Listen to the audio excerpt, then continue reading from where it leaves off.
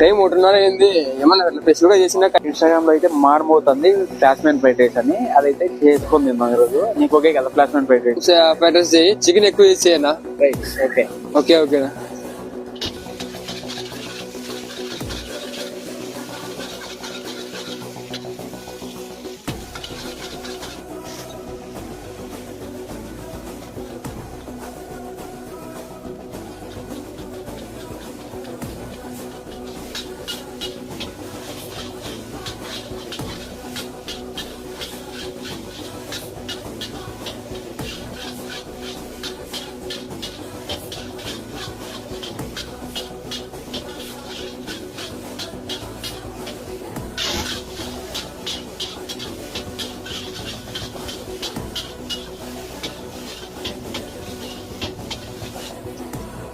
ఎట్లుంది?